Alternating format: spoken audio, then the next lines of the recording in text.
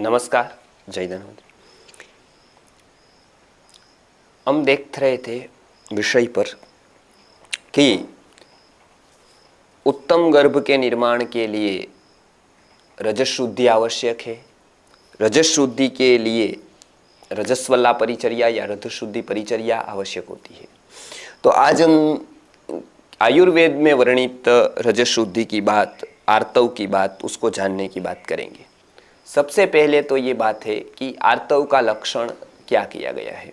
तो उसमें बताया गया है कि 12 वत्सरात् ऊर्ध्वम आश्रवसाव समास्त्रियः मासी मासी भगत द्वारा प्रकृत्यैव आर्तवम स्रवेत। 12 वर्ष से ऊपर की स्त्रियों को आर्तव स्राव होना, भगत द्वारा अर्थात योनि के मार्ग से जो स्राव निकलता है, भगत द्वारा वो शब्द दिया है। मासी मासी हर एक मंथ में प्रकृति से ही ये आर्तव का स्राव होता है, वो प्रकृति से होता है। ये एक बहुत अंडरलाइन कर लेने जैसा शब्द है। आयुर्वेद की एक साइंटिफिक दृष्टि है वहाँ पर कि वो कैसे होता है, प्रकृति एव आवर्तते। तो इसमें कोई इंद्र का शाप की बात नहीं है और ऐसी कोई नारी की निकृष्टता की बात यहाँ पर नहीं दी गई है। बहुत लोगों का ये मानना है कि ये शाप था इसलिए वो हो रहा है। ये आयुर्वेद इस सारी बातों को जो वेद में नहीं है उसको प्रमाणभूत समझाने के लिए हो सकती है, वो प्रमाणभूत नहीं है। तो ये प्रकृत्यैव ये बताया क्यों होता है, तो वो बोलते स्वभाव से ही होता है। कुछ बातें स्वभाव से होती है, शरीर के कुछ धर्मों के कारण, शरीर के कुछ तत्वों के कारण ये बातें होती है शरीरगत। तो ये प्रकृत्यैव च आवर्तते। अवे उसमें उसको आर्तव संज्ञा, जहां पर भी आयुर्वेद में आप आर्तव शब्द सुनेंगे तो ये अर्थ लेना है। अब वो जब शुरू होता है तो वो आयुर्वेद में बताइए खगोलीय घटना के कारण, जैसे उसकी विकसित होता जाता है मनुष्य, वो भी एक खगोलीय घटना है। वो आपको लगेगा कि ऐसा क्यों है, तो बायोलॉजिकल प्रोसेस है मतलब, लेकिन वो काल उस पर इफेक्ट करता है। जैसे हम कहीं समय रुक जाए तो हमारा वृद्धि रुकता है नहीं रुकता है, वो एक बहुत बड़ा प्रश्न है। कहीं पर कोई हम दूसरे भाग पे चले जाए आइंस्टाइन के सिद्धांत के अनुसार, तो वहाँ हमारी वृद्धि ज़्यादा होने लगेगी, कम होने लगेगी, वहाँ क्या होगा, वो एक बहुत बड़ा साइंस का विषय है, विज्ञान का विषय है, उस पर हम नहीं जाएंगे। लेकिन ये बात तो है कि काल हमारे पर असर करता है। काल के अनुसार आयुर्वेद में 10 फैक्टर बताए गए हैं। बाल्यम वृद्धि छवि मेधा त्वक दृष्टि शुक्र विक्रमो बुद्धि कर्मेंद्रियम चेतो जीवितम दसतो रसेत सारंगधर संहिता। 120 वर्ष का आयुष्य मानो तो 10-10 वर्ष में ये काल के प्रभाव से ये होगा, आपको ये बताया है महर्षि ने। तो काल हम पर असर करता है, उस तरह से स्त्रियों पुरुषों दोनों पर असर होती है। उसमें चंद्र की जो परिभ्रमण की कक्षा है, अनेक एक नक्षत्र पर एक दिन रहकर चंद्र परिक्रमा 27 दिन पर पूरी करता है। उसी तरह से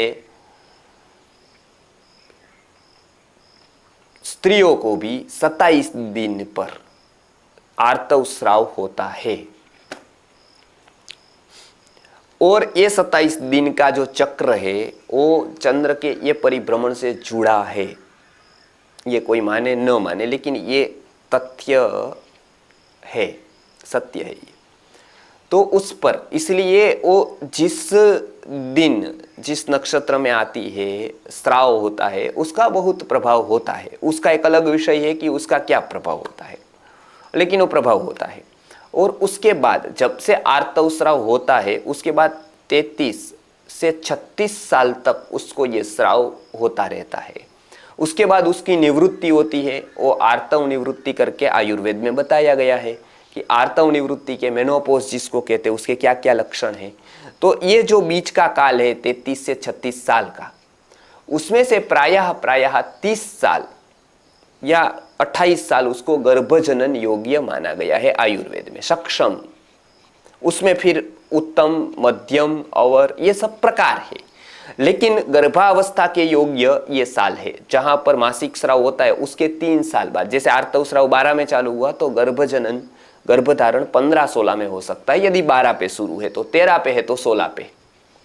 वर्षीय स्त्री ऐसा बताया गया। आज ये करना न करना वो बात अलग है, लेकिन 3 साल ऋतुस्राव के बाद गर्भजनन योग्यता आ जाती है, उत्तम मतलब अच्छी तरह से आ जाती है। तो ये बताया गया है मासी मासी भगत द्वारा प्रकृति व आर्तवम स्रवेत।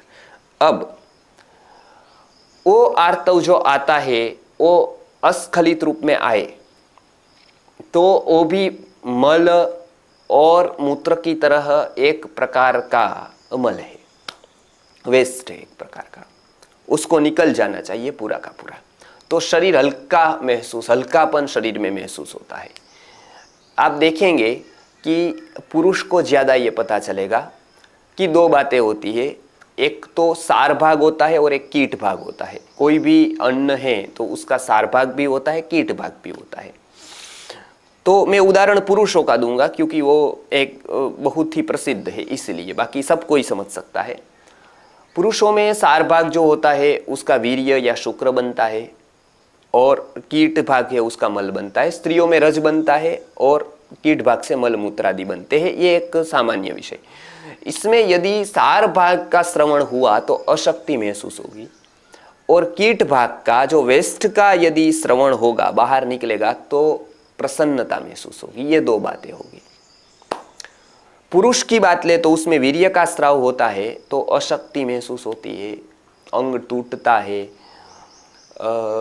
कुछ भारीपन जैसा महसूस होता है। ये सभी वीर्य स्राव के लक्षण बताए। ये होने के बाद ये होता है क्योंकि अशक्ति महसूस होती है, क्योंकि सार भाग गया शरीर में से।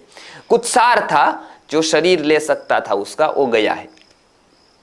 अच्छा, कीट भाग जो जाता है, मल निकलता है, मूत्र निकलता है तो हमको फ्रेशनेस लगती, हम ताजगी, हम स्फूर्ति महसूस करते हैं, हम अनुभव करते हैं स्फूर्ति का, उत्साह का। ये सभी हमको पता है कि पेट साफ हो जाता है तो अच्छा महसूस होता है और इसके लिए लोग अलग अलग प्रकार के चूर्ण लेते हैं, अलग अलग प्रकार की पत्थियों का उपयोग करते हैं, कॉन्स्टिपेशन न हो इसलिए। ये हमारी वो रोज की प्रत्यक्ष सिद्ध बात है।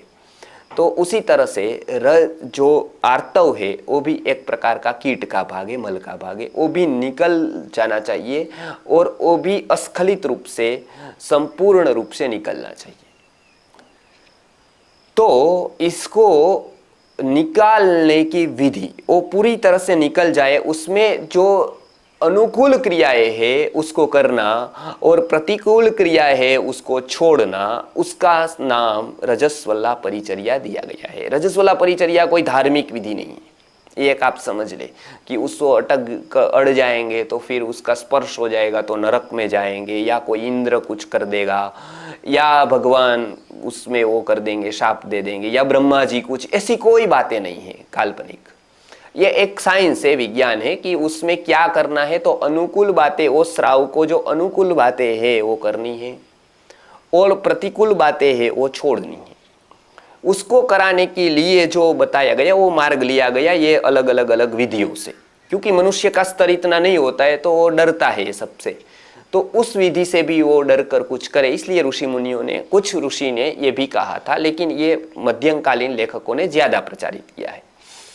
तो उसको हम रजस्वला परिचर्या का नाम देते हैं। तो एक बात आप समझ ले, रजस्वला परिचर्या कोई धार्मिक विधि नहीं है, ये एक हाइजेनिक आचार है, ये एक क्रिया है जो हमको स्वस्थता प्रदान करती है शरीर के स्तर पर, मन के स्तर पर और आगे जाकर चेतना के स्तर पर।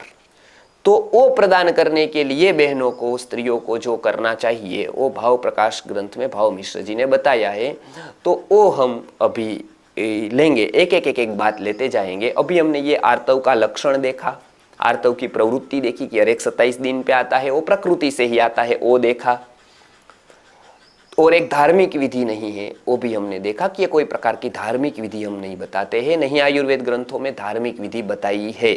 वो एक प्रकार का स्वस्थ वृत्त का आचार है और स्वस्थ रहने के लिए वो सबको जरूरी, ऐसे नहीं है हिंदू स्त्रियों की ये विधि है कि हिंदू ही करे या कोई कास्ट की स्त्री करे, ये यूनिवर्सल है। जो हित अपना चाहता है वो ये करे, क्योंकि आयुर्वेद का लक्षण ये है कि आयुः कामयमानेन धर्मार्थ सुख साधनम आयुर्वेदोपदेशेषु विधेयो परमादरः।